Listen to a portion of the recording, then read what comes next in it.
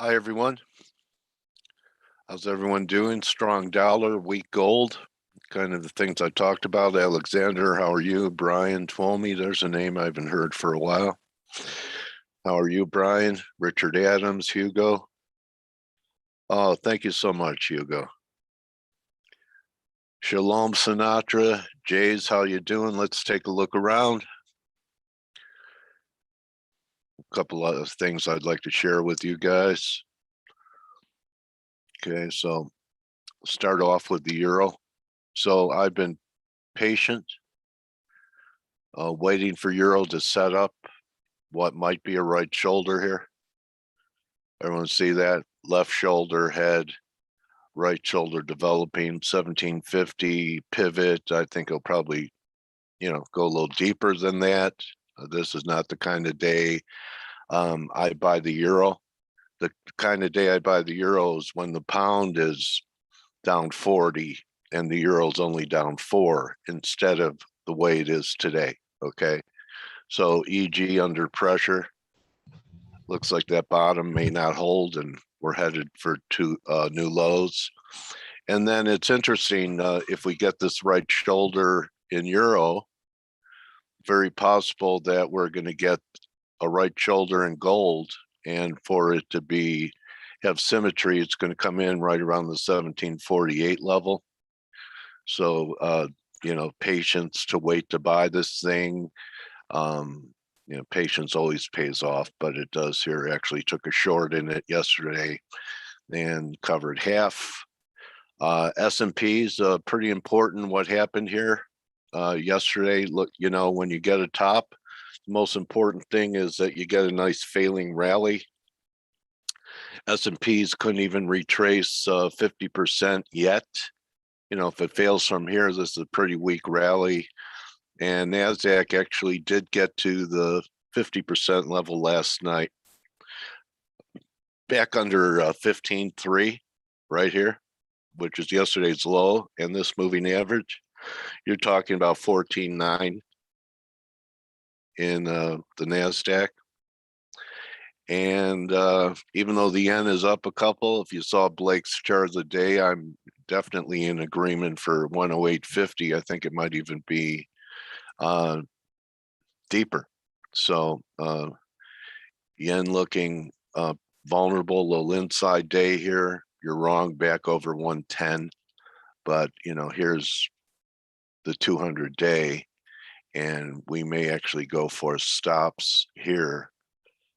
Anyway, I think we're headed at least to the 200-day, and I don't know what to do with Canada here. I could make a case for a third drive up here, or I could see 123 coming. So it's an I don't know right in the middle. But I'd say the most important thing here is, are the S&Ps, was this a failing rally in the S&Ps? And if we take out this level here, I think there's a chance of attacking what everyone is going to finally say is a problem, and that would be back under this 43.5 low. Okay, so those are my looks. I want to wish everyone, I don't know if you say happy Yom Kippur, but it's the Day of Atonement. So even Dale, if you're, huh? I know I'm so sorry, but you had wanted to take today off, and I didn't think about it until now that you're mentioning it. It's And okay, bro. I'm sorry. You should have. No, don't. It's okay. It's okay. I want to work. It's my best distraction to my life. It is. It's funny. It's funny you say that. I Yeah, get it. over the weekend, by Sunday night, I'm jonesing to work. Well, it's So like you want to trade, you want to be able to talk to people, you want to get ideas, and then I'd way rather do that than watch Sesame Street all morning. I mean, come yeah, that's what I was going to do. Happy, happy fast.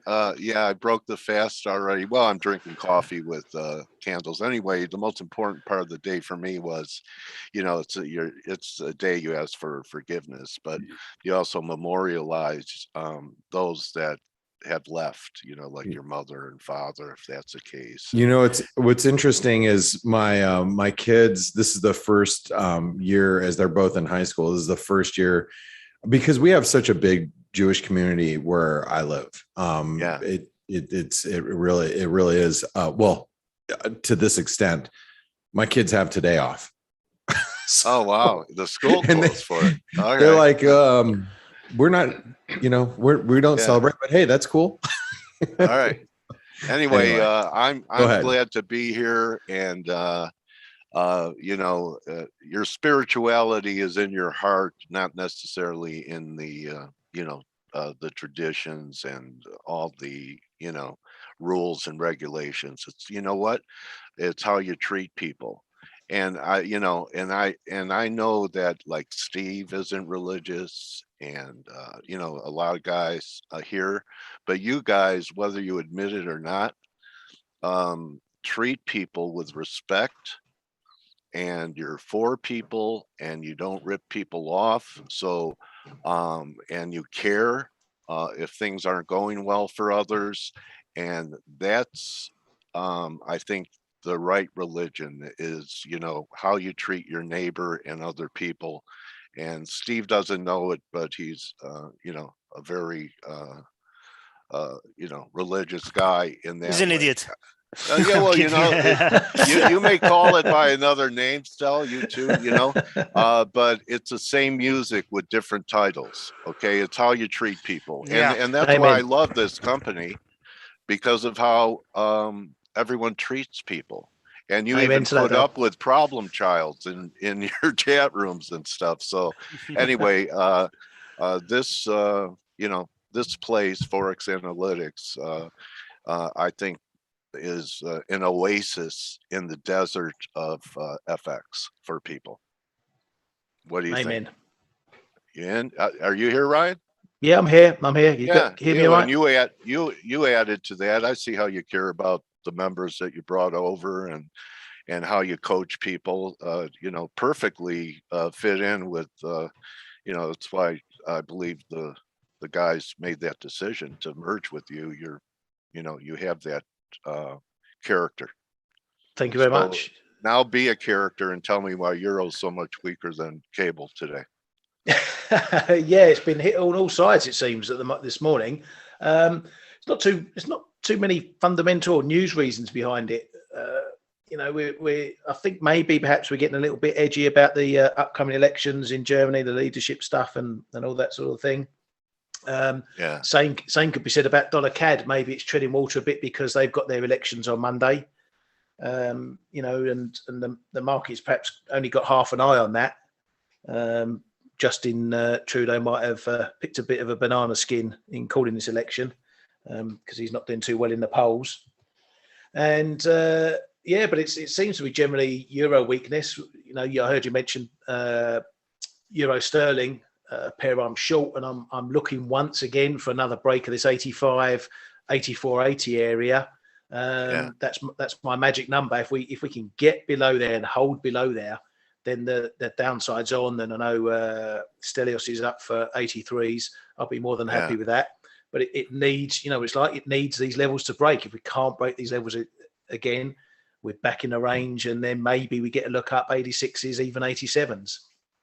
But it's and the weakness in metals. I know Blake's been skeptical and of the metals, actually bearish, and I keep looking at the DSI. That no one likes it, and God, I wonder where the DSI is going to go if we hit, say, 1740 or so, Blake. And the silver maybe even looks like it wants a new low. The DSI, I predict you don't make money doing it, but I predict the DSI goes to single digits for the metals here in the next several days. And I think I'll be looking for a reason to buy them. We've talked about metals so many days now, and people who have been listening, they know that personally I'm very bullish in the medium term, but we've been saying for days and weeks now they look very heavy, so this is not the place to get long. I'm personally waiting for close to 22.5 for silver, but I think we're going to see 1680. We're probably going to test those lows in gold. And That those deep, levels, yeah, and those levels, especially 22s in silver, I think is going to be a very nice gift. And speaking of that, we were talking about this on the chat room. Basel III rules, which are taking effect in on January 1st. Under these rules, I wrote this on the chat room. Banks they're required to hold physical gold or other liquid assets for an amount equal to at least 85% of the value of their unallocated gold. So that means that, which means they're paper positions. Yes, so that means that they're going to have to get the physical. Now, Ryan very correctly said they're not going to wait until the last minute to do it. But this, and of course, I'm sure they have been accumulating. But this just feels like it's not a desperate move, but they're trying hard to get the futures lower so they can get their hands on the physical. Obviously, we know that the physical trades at the premium, but it will move in line roughly with spot price. So this just makes no sense, right? You're seeing all commodities, you're seeing everything going higher, and gold and silver apparently are worthless. And I find it very strange. I really, really want to be very long, but I'm still holding my fire. I have a small position on, which is quite a bit in the red, but I'm very comfortable to hold it, and I want to load up a lot more as we go lower. But at the moment, I'm still holding fire and just waiting for those two levels. I think 1680 in gold and low 22s in silver. That would be magnificent. Okay, I just have one concern if we get all the way down there, and that's the formation. That looks like a descending triangle. And if it breaks down, you're talking about $1,400 gold. This is a $400 formation right here. Yeah. Unless it's just a stop hunt to get all the longs out under this low. This was a kind of a weird low that was after the flash crash. But, the bears would say back under this level, it's a pretty big breakdown. But that's why I'd like to see gold hold above it, all right, above this low, while silver is maybe going to your target. And that's possible. So, and the gold silver ratio kind of still is correcting to the upside, which makes gold the preferred long over silver. So anyway, that's my 2 cents. Well, I think those lows in gold, so many people are looking at them. So I think the most likely scenario is what we've seen so many times happen over and over again. We break them, we break below, everybody gets really bearish. The longs get flushed out, everybody piles in short, and then false breakdown, and away we go. I think that's how it's going to work. The trigger could be the Fed, announcing the taper, giving us information on how they're going to proceed and all that. The market craps its pants, and then we see that move, and then that's it. Then the end. Did you say crap your pants? Yes, sorry, poop their pants. That's a well-known technical term in finance. We've westernized Stelios. He says crap his pants. That's awesome. Yeah. Come on, remember, I'm more British than I am Greek. I spent more than half of my adult life in the UK. So there you go. Good morning, guys. How are you? Very good. Hey, I'm sorry. I literally just popped in the last couple minutes when I heard crap your pants. So I'm kind of missed everything that's going on. But did you guys see what happened in Asia overnight? Like, so, the Asian markets are really, coming under a little bit of pressure. I mean, you look at Shanghai's, kind of buckled. And I think it might have something to do with that Evercore, Evergreen, what do you call it still? Evergrande. Evergrande. Did you guys talk about that? Evergrande. No. You charts too, bro. Here I'll go ahead and I'll just kind of take over the screen here. Just I was just looking at Shanghai, how it kind of rolled over last night. Hang Seng's breaking. Now you look at like the Hong Kong Hang Seng stock market. It's just like we hit new lows and we bounce. So I wouldn't get too super excited about that. But Shanghai is really coming under a little bit of pressure, and lower high, double top. However you want to look at it. But I mentioned in this morning's in this tweet that I just sent out that Ryan and I we were looking at some charts, and yesterday afternoon, and he said, hey, there's a bullish S&P chart. And Ryan, we can have this conversation right now. Ryan's chart was from a different feed, which was the actual index. And I was looking at CFDs. Now, this is a CFD from Oanda, which is similar to the futures, right? And then you go to the trading view. This is the trading view. This mimics the S&P index, and you can see the difference here between the two. Now, I'm gonna zoom in really close here, okay? And this high is slightly higher, which again, this is the index itself, right? This is not a CFD. A CFD, right? Or a futures contract, or, a CFD of a futures contract. This is a CFD of the actual index.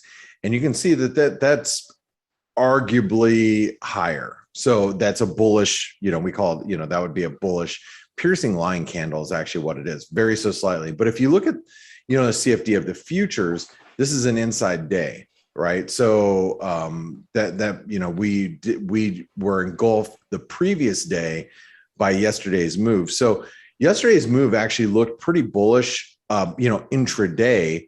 But if you go out to the daily charts and you look at the previous day's action, it's not going to be so much. And you took, like, I have the euro up right now, and let me go ahead and refresh that.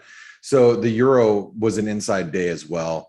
You take like the Aussie dollar. The Aussie dollar was a hammer, but there was some really questionable charts out there. And then you have the yen and the whole yen complex. And by the way, I'm talking like yen across across the board, had strengthened. Not only the dollar yen, but the euro yen and every other yen pair had really come under pressure, which also made me a little skeptical about trying to chase risk higher overnight. I was looking at the S&P, and it's not that I was long the S&P, but it didn't concern me enough for me to close out my like dollar South African rand longs, which I closed out half yesterday, because when stocks were bouncing back, I was like, well, I'll take some off, and I sold half of it down here, added a third of it back at 1440, and so I'm back in most of my position here. And the reason why I didn't sell it is because I was looking at all the instruments yesterday, and I was very skeptical about any upside follow through and risk. And so therefore, having this long already, I didn't want to just pull it off the table because of that. But that's the conversation I wanted to have today, because how many people looked at yesterday's move and said, we're going to all-time highs. We're bouncing off of this, pretty key support here, and we're going to go to all-time highs next. So a lot of people probably got sucked in the market, not only on the long side yesterday, but I think a lot of shorts probably covered as well. So what are your thoughts about where we're at, guys? Any opinions here? And Ryan, let's we could talk about like the difference between candles too. Sorry, did you ask somebody in particular? Right. Sorry, I forgot to push my button. I was talking to Billy Joe Bob in Indiana, but I didn't hear him chime in. So Jiminy Bill Bob. Jiminy Bill Bob. Yeah, sorry. I was actually looking to take a short, the same as a couple of the other guys in the room, based on that first candle, because it did look bearish. And then I looked at the TVC one. I thought, well, maybe it's not. I mean, look, we can argue over the slight differences in candles. I'm still feel bearish short term. I think this does head a bit lower. One of my guys keeps flagging up the option expiries coming up, which if you look at the charts, pretty much lines up with the last 3 or 4 dips that we've seen, decent dips. Yeah. So that could be something that comes into play as well. Whether we big see expiries tomorrow, right? Yeah. So is it tomorrow or next week? I can't recall. It's third Wednesday, isn't it? So yeah, tomorrow. Is it tomorrow? No, next week. It would be next week. Yeah. I wasn't sure which ones you were talking about. But anyway, go ahead. Anyway, so that's I'm in the bearish camp, at least short term. And it's not looking too hot this morning, is it? So it could be that we head lower despite whatever the whether it's a bullish engulfing inside, whatever. The fact of the matter is the price action is going to tell us what it's going to do, and I think it's a bit lower. I talked to just so you guys, I did a couple of interviews yesterday, and both the folks that I interviewed, which, by the way, had referenced, I'm sorry, the last couple of days had referenced the transports and the Dow transports and how we're just really, marching across these lows. But, Dale, Yes. old school. Yeah. How do you feel about transports here? If transports start rolling over, They're a big deal. it's a big deal, isn't it? Yeah. Yeah. It really is. So, I mean, it's the really the backbone of, retail, gasoline, everything, trains, planes, automobiles, so if they're not moving and they're not making money, it shows an economic slowdown. And, I think that's because of the supply chain.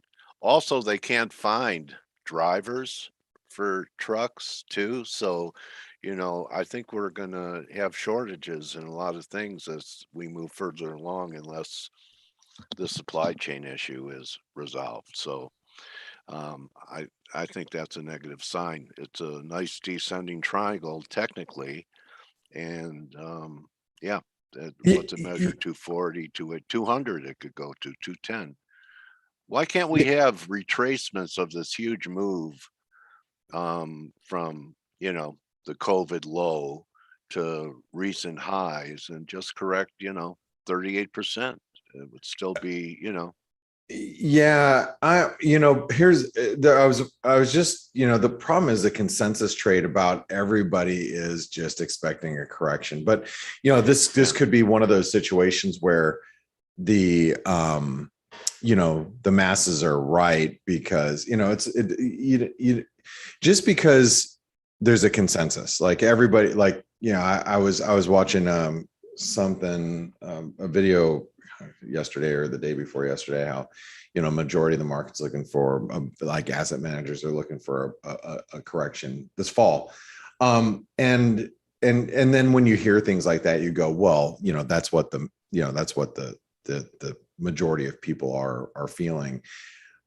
But there are times, just so you guys know, that the masses are correct. It's not always like you can't always be contrarian, right? Being contrarian will serve you well, I think, a lot in the markets, especially in intraday.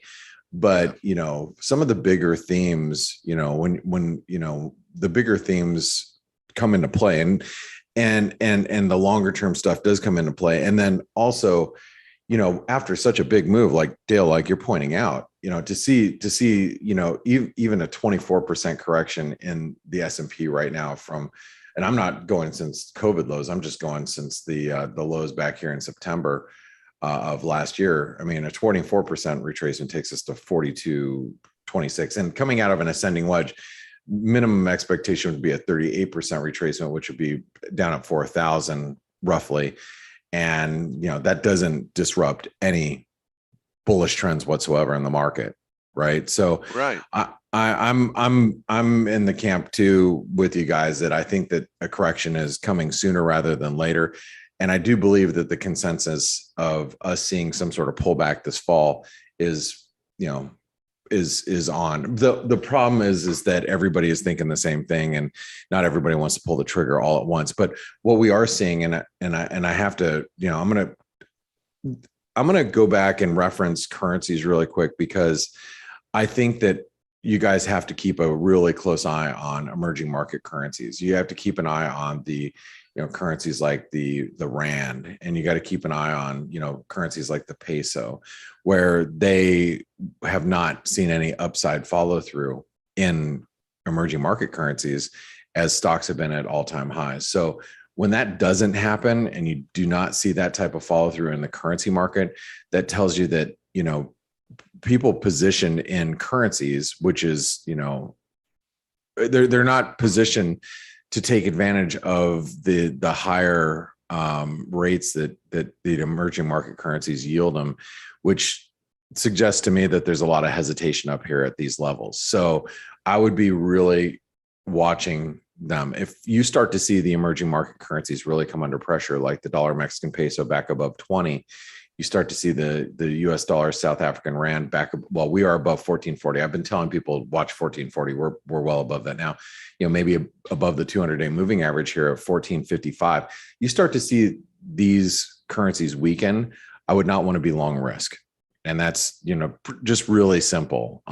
Very, very simple for those of you that trade equities. Okay. And I wanted to throw that out there just because I think that these are some important things for everybody to be looking at, no matter if you trade currencies or not. So just any last comments? I don't know if Steve's here. Steve, it seems like he's here this morning because I saw him chatting a little bit earlier, but I know going through kids, son being, you and Stelios or Steve and Stelios are dealing with kid situation. Only I'm here and he's not. I'm kidding. One thing I wanted to say, somebody mentioned the Kiwi in the comments. We had some pretty important data overnight.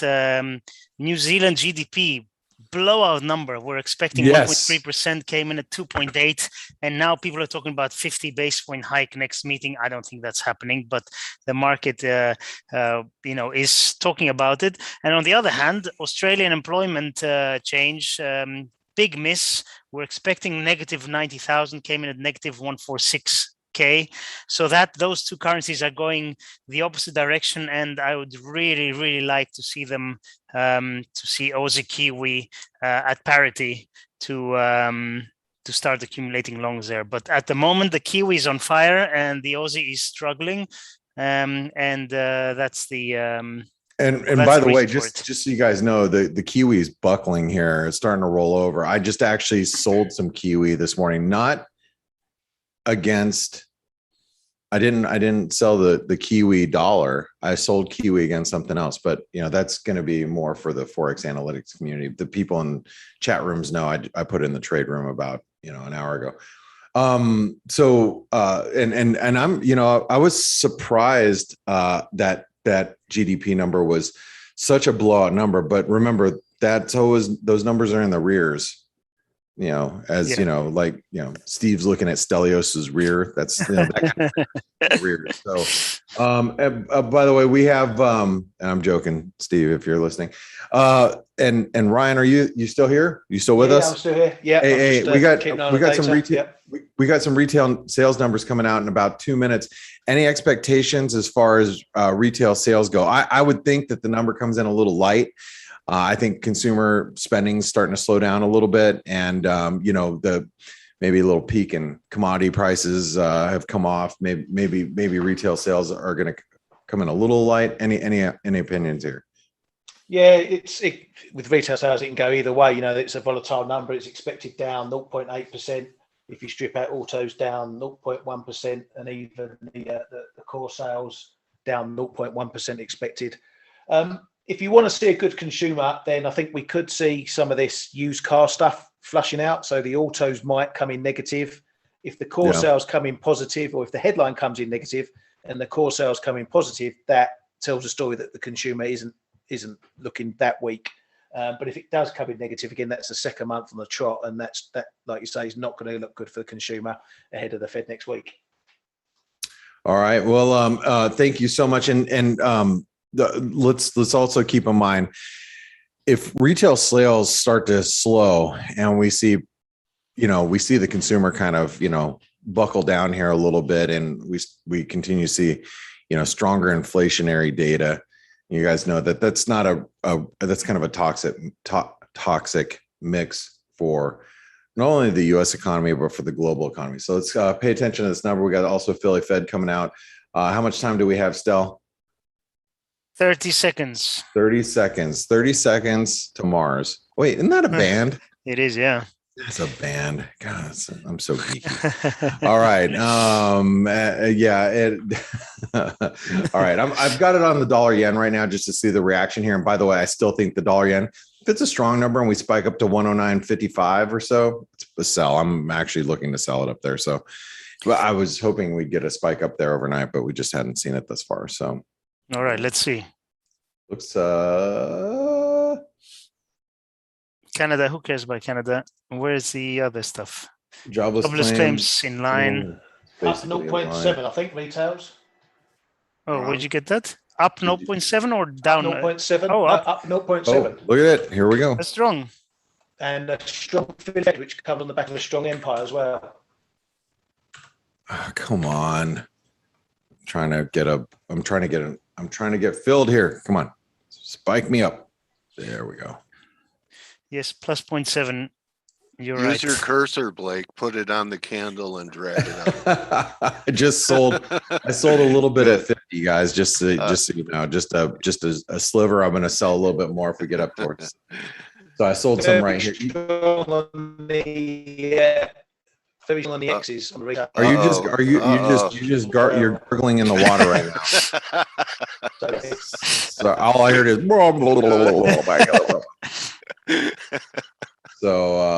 So anyway, this is the chart of the day yesterday. Retail sales. Wow, they did come in a lot better than expected. So, chart of the day yesterday, this is a big double top. I'm going to play into any strength here.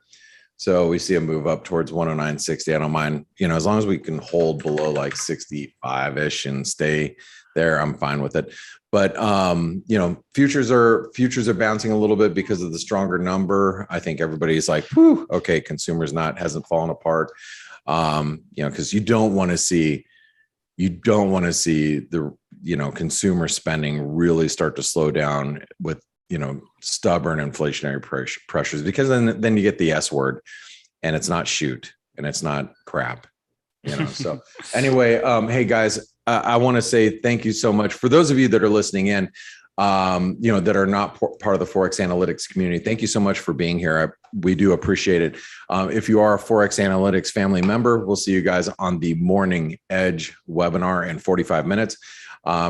And remember, please visit our webinar sponsors. Our webinar sponsors specifically are Forest Park FX. And if you are not getting cashback rebates on your trades or trying to get Forex Analytics for free through your trading, make sure you contact them. You can contact them live right here on Skype or email them directly right here. They manage this email address. We've been working with them for now 5 years, maybe, and they've really helped out a lot of our traders. They're like the concierge for traders, because they talk to you, figure out what kind of trader you are. They're a broker's broker. They are a broker's broker, but they do put on the personal touch, which in my opinion over the last 20 years in just in the currency market is lacking. So yeah, when you have somebody that really handholds you and says, hey, it looks like you trade quite a bit, you shouldn't be using this broker because their spreads are a little too wide, and that type of personal touch is hard to find. So another anyway. Oasis. Oh, I'm sorry. Another oasis. Yes, in definitely the middle an of the oasis. desert. Yeah, these guys are very good. They're very nice guys as well. And DJ says, and who doesn't like to be touched? That's right, DJ. In all sorts of ways. All right, guys. Hey, have a great one. And Dale, have a great interview today. And I'll see you guys. I'm not sure if I have one. Ronit, are you here? Do you want to present today?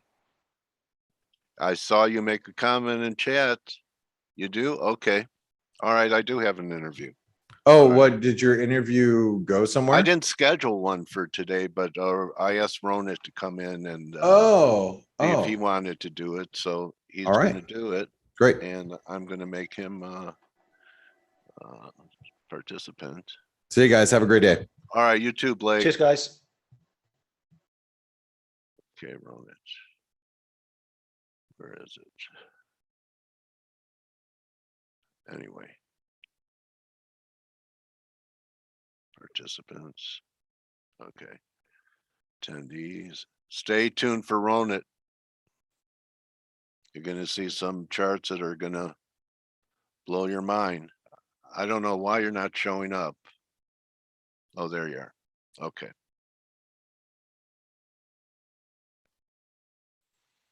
Okay, buddy, you should be a panelist now.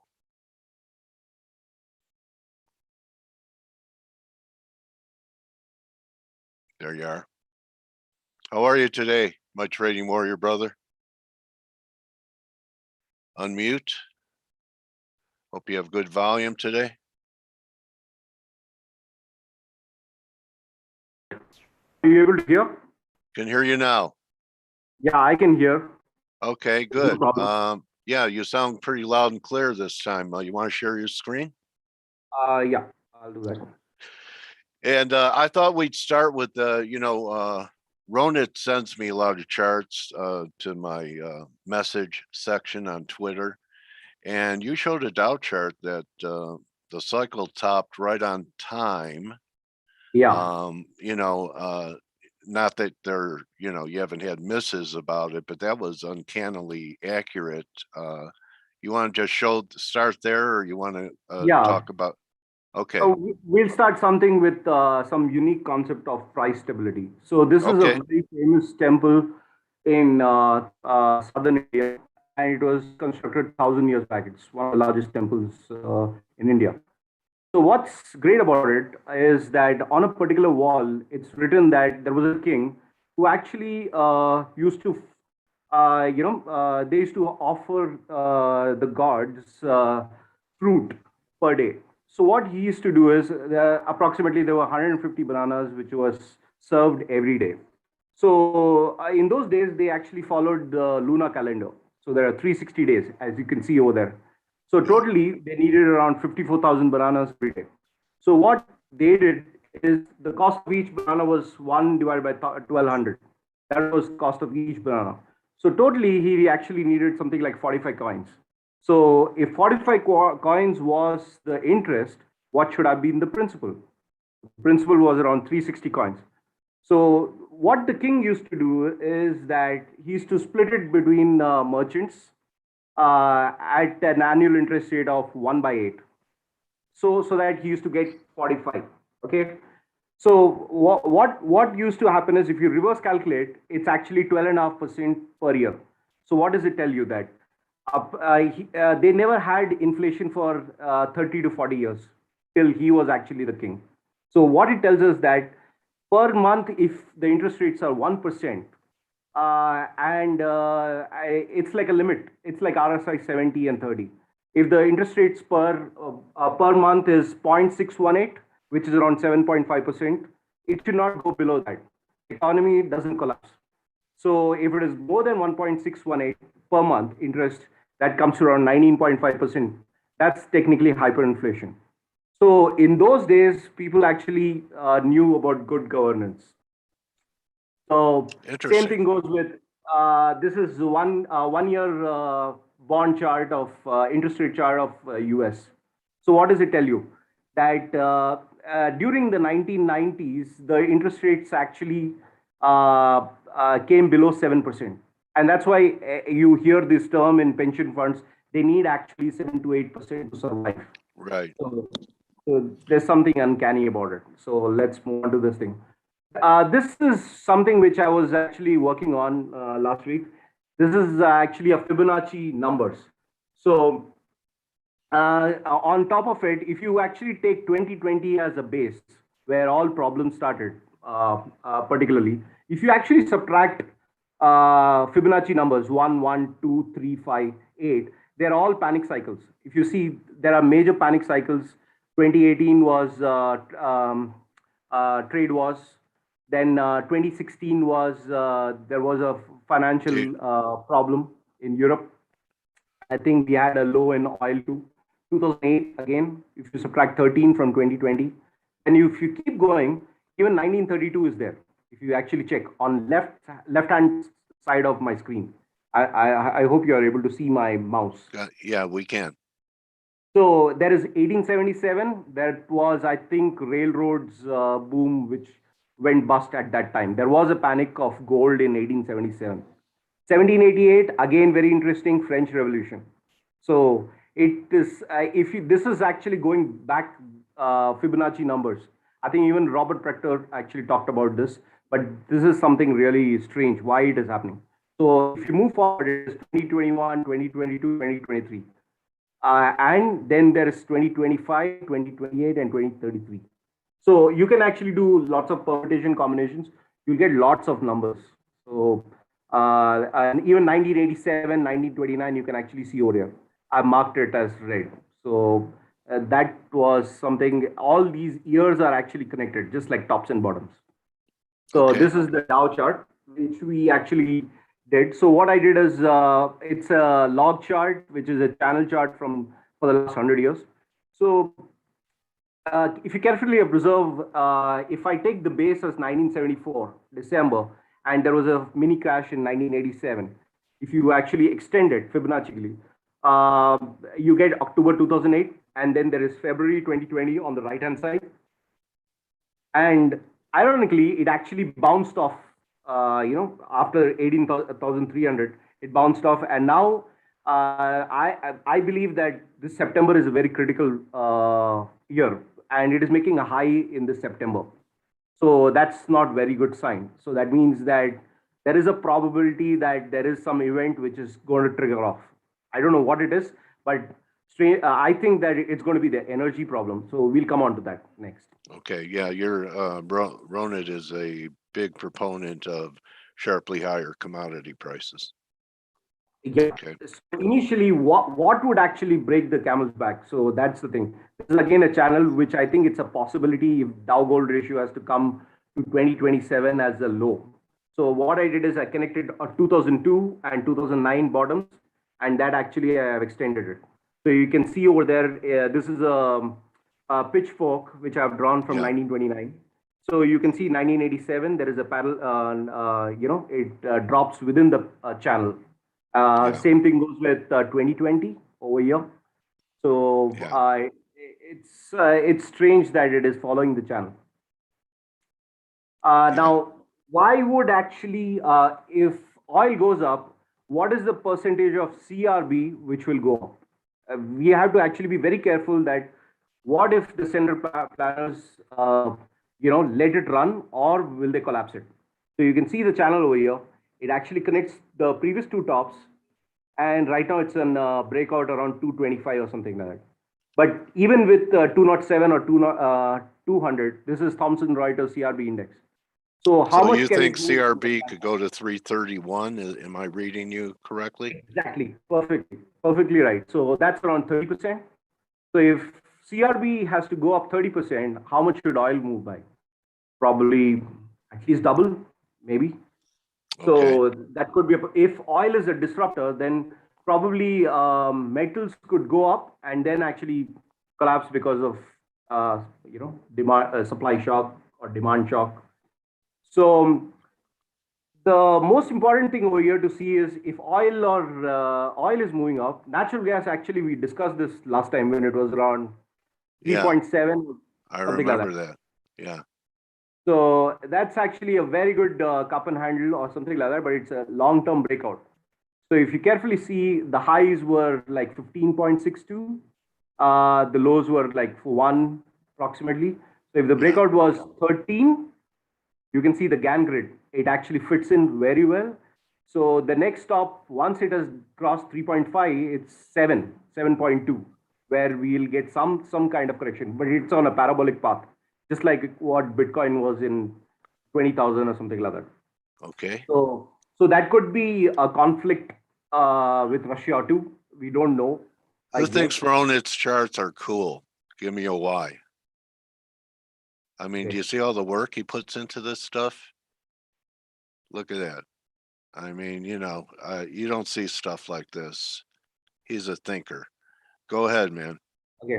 Okay. So this is the connection which I did. What is the breakout level? That's around 2.53. Yeah. So that's why I was actually last time talking about it could be 17. I think Ben was the guy who was actually another guy. He was also looking for that kind of thing. So it was a good trade, actually. So well, that's what they pay in Europe, buddy. Yeah. So there is a possibility that this whole great reset and other things, probably normally what happens is natural gas, if you see September, October, November, they have actually clocked 30% per month, a majority of the times. from 1990s. The data says that majority of the times before Christmas, natural gas prices rise dramatically for whatever reason. It could be because of heating. Cold weather. Yeah, this time it could be even worse. What if it actually quadruples from here? Europe is actually in big soup because of that. But if you see the yeah, they're having the whole world's having energy crises now. It's not related to oil. It could be the grid. It could be other things they use to run their generators. But yeah, the whole world's in an energy crisis. I saw utility bills. Utility bills really skyrocketed. I think in the UK they're having a lot of problems.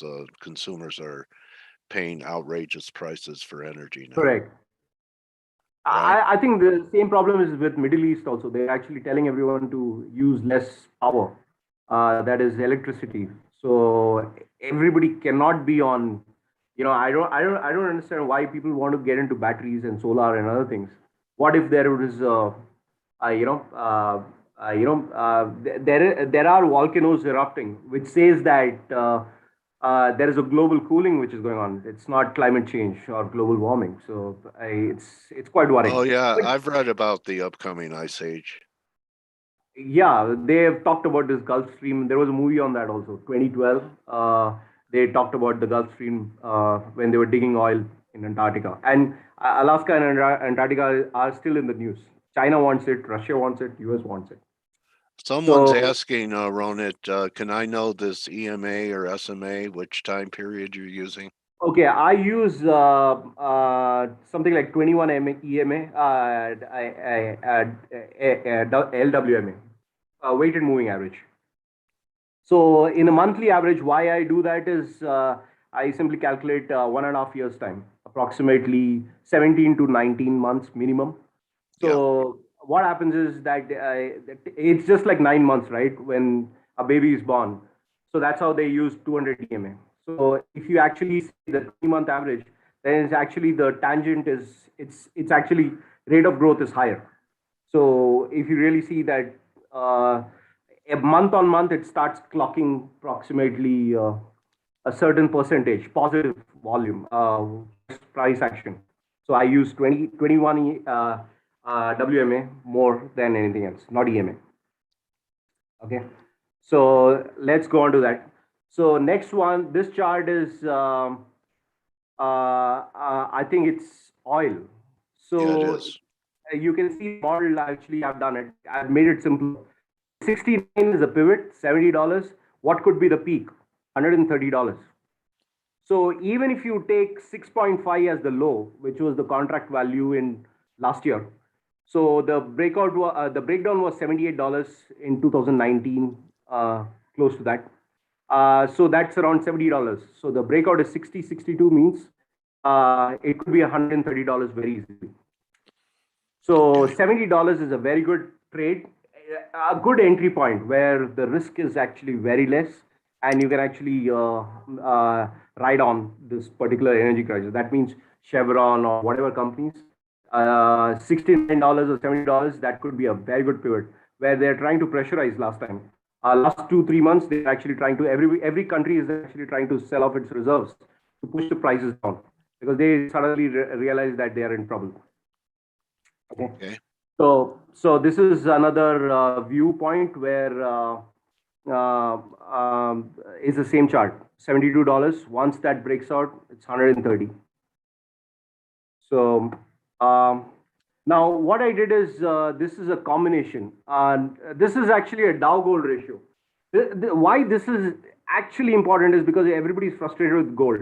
Why actually gold is not moving up and the Dow is actually stable around that 19. So the good news is if 19 breaks down, you can be long gold and short Dow.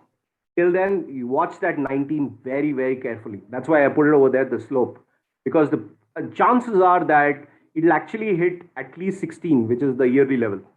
So that means gold post 1820, it's very bullish. That's why every time it comes up over there, there is supply to pressurize it. And it's not a conspiracy. If you really see that when silver was breaking out in February, the Indian government actually put taxes and push the prices down. So they are all actually, it can't be a conspiracy. The data shows. So watch out for 19 Dow Gold Ratio. You could actually make a handsome profit of 16 or 15 or even 10, I would say. So this is a long-term chart of Dow Gold Ratio again. It's forming a nice wedge. And you can see over there, even in the 1970s, the Nixon shock, it actually broke through the 19 ratio, even 1929. So it's quite balanced, very well balanced right now at 19. So that's what decides what happens to interest rates and commodities. If anybody were particularly looking for the Dow levels, this is monthly level, which is very easy to follow. If 35,600 is crossed, then stay long. It could be another pop before the drop, 37,400 or even 47,000, because they can increase the debt. But if it breaks below 33,745, then it'll suddenly drop another 10% very quickly, and then you'll have a panic. So that means that something has gone wrong in commodities. We need to analyze what happens in Europe. Okay, same thing, Euro. So this is a better picture. A bubble can actually go till 47,000 also, depending on the debt. So that's long-term averages. So right now you can actually keep 35,600, the recent top, as a major top, because why I think this is a major top is one reason is it's doubled from March 20 within 17 months. And did you know, Dale, from 1929 to 1932, how many months it declined? It actually declined 34 months. So half of it, technically 9 or 17 or 34, the decline or advance stops. So right now, there is a 17-month advance from March 2020. So this could be a possible trigger, September. This is again, I did a Fibonacci extension of the Dow. What if this is the wave 5? So wave 5 pops around 36,000 and there is an arch. So the wave 3, I'm not very good in waves because I still confirm it with Gann charts. So those are Gann fans to actually tell you what exactly the levels are. So 36,650, again, it says the same thing. Now, what I did is I put a Fibonacci extension over there. You can clearly see something happened in September and you got a red candle over there. So this is not by accident. There is some movement which is happening, and there is some Jan 24th, 4 governments are meeting actually to discuss the Quad, how to tackle China, but it could be something else, a conflict which is emerging. So another interesting fact is, if you see the wave 1 and wave 5, those who are elite wave experts, you can actually see 649 from March 2009. That's around 97%. It has gone up. So same way, 18,300 around 97, 98%. It actually matches. Another confirmatory signal. Now, looking at the dollar, what would actually crack the dollar? If this time, if there is a panic, will the dollar go up or not? So if you carefully see the stability of the dollar from 1970s, if you see, that's around 92. It's been maintained over there. Whenever it went below 92, there has been inflation, and above 92, it's been deflationary. So what I think that is that the dollar actually could drop to 83 just to get everyone wild up that the dollar will collapse and Europe will come on top. If the dollar drops around 10%, so the euro could be like 1.37, 1.3, 1.37. So that's where we get our commodity rally. Right. Okay. So it's inversely correlated. Yes. Now this is the euro.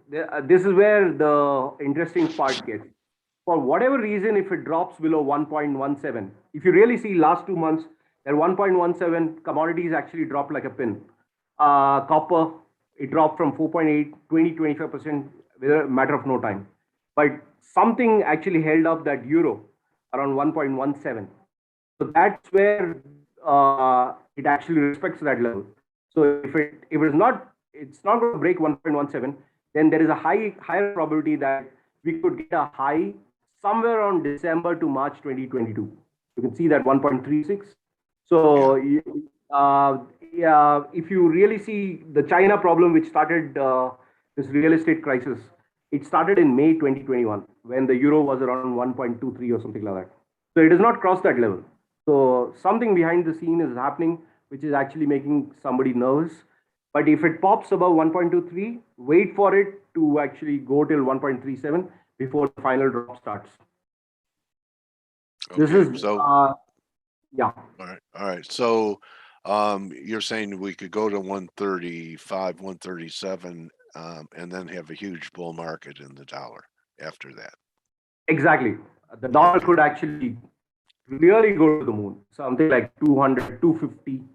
Uh, that's quite a bit, but one step at a time. So let it cross Yeah. 100, 120, but it'll be quick. It'll be very fast because if all the assets prices start dropping faster with commodities, then there is only one safe haven. Even if bonds start falling, everybody wants to get into cash. And the way the export import market or the trade finance market works is everybody borrows money. So suddenly they have to return that money. So the flush will happen at that moment.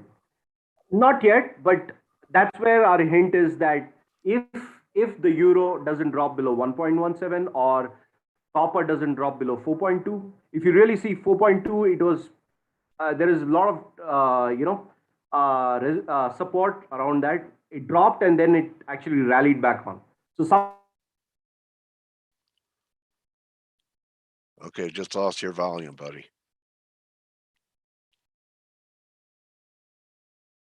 Let's see if he comes back. So Anthony, what do you mean? Okay, there you are. All right, we lost you for a little while. So okay, so gold, what are you saying there? Gold 1827. 1827 is that level where it'll start breaking out to 50% rally. You remember I told you CRB could Yeah. rally 50%? So Yeah. gold could rally to 50%. That's around $900. So that's around 27, 2800. Sure, possible. But wait Okay. for that 1827. You can see over there slope. I've marked it over there Yeah. because there's a lot of pushback around that level. So that means the USD yen is actually not started to collapse below 109. Everybody knows that USD yen is inversely correlated to gold. So Yeah. that's where the real thing is. Same thing goes with silver. Silver is actually maintaining that pattern. So here, $25, $26, that's your green signal that, okay, it's ready for $70 to $100. So till then, just watch it. What's really happening? That's Well, why not try it around your pivot, 1892, if we get down there? Which one? Your pivot is 1892, so what if we pull back to that again? Yeah, if it goes below 1892, yeah, that could be the final pivot. Pivot in the sense, how much can it drop from there? It could again go back to $12. But what is the case of the dollar? It must be 100 plus easily. So people won't give up this time very easily. But look at the peak over there. I'm talking about this is on a weekly level. So there is a possibility that it could gain so much percentage. So that's, you can see over there in 1980s, it actually gained quite a 400% from there. Right now, it's not even like 20%. So 400% from $25 should be $100 approximately. Yeah. Okay. All So right. I think next we're one. about out of time. So if you want to show one more thing. Yeah, I would show quickly. This is very important. If the euro is actually going to go down, euro bunds could actually break down around the level 171. Same thing goes with treasuries. So if it drops, it could drop very fast. That means if euro is going to gain, euro bonds are going to sell off very rapidly, 156 to 130. I don't know if the ECB will allow it, but there is a big probability that there is an event risk which will trigger this off. So watch that 171 very carefully. Same thing goes with treasury bonds. That 167 to 162 is a very critical level. That could also go down to 130, something like that. So that means the rise in interest rates could be because of higher oil prices. I'm talking about 130 to $190, and something like natural gas should be even higher. So I could show you one chart where quickly I can tell you natural gas. There is one natural gas. Yeah, 1 minute. No, the Dow divided by WTI. Yeah, this is a very critical thing. Look from 1900s. So this is Dow divided by oil. Normally, when the panic hits in 1960s, 1929, the ratio was around 340 to 400. Now, if it has to go back to normal to 1982 or 1921 to move, that means either Dow has to drop dramatically because of oil spike, and there could be an energy crisis. So that could be three to four times, at least 3 times from here oil. So that's around $200 very easily. So and this is a very good chart where 4 months back I actually saw that the ratio of crude oil to natural gas was breaking down 20. So that is a sign. So if natural gas should be hitting $7 or let's say $10, 10 into 13 is approximately $130. So it's actually mean reverting. So it's done that in the past 2018, 2019. But this time, natural gas and oil both are going together. So, Okay, buddy. I think that I'm done. That's gotta be it. Yeah. Okay, So, I mean, you've if you have any questions, you can ask. So anybody has any questions? any questions, quick questions for Ronit? Kay is saying thanks, great show. A lot of people stuck around to see your stuff, Ronit. Thank you so much for stepping up today. Anthony said great. I appreciate it, my trading warrior brother. Thank you very much. I think we were discussing Dow Transports, right, Dale? You can see the What? cycle over here. Dow Transport, I think you were Yeah. talking to Blake about it. You see the Yeah. cycle over here. 2008, May, 2011, you can see the cyclicality. I'll move it and show it to you. And here we are again. Yeah. So that means Okay. all the 4 times or 5 times, there was some oil crisis or, trade Yeah. wars, which is happening. So this is a larger wedge, if you really see. Yeah. So that's a bearish wedge. So that Okay. answers that there is a possibility that there could be an energy crisis. All right, buddy. So thank you, my friend. Appreciate it. Super commodity bull with lines in the sand for all of his ideas, which is key. If an idea is negated, go the other way. Thank you very much, Ronit. Thanks, Dave. Thanks, Dave. My trading warrior brother, Ronit, follow him on Twitter. Your Twitter handle again, buddy? Ronit9q@gmail.com. At Ronit9q. You can actually At find me. Ronit9q to follow him. Okay. All right, that's a wrap. You could join the guys in 12 minutes for Morning Edge, and we'll see everyone to wrap up the week. Good hunting, good luck, and good fortune. And don't just count your pips and your charts, count your blessings. See everyone tomorrow. Thank you, Dad. You're very welcome. You're very welcome too, my friend. Adios. Adios. Bye.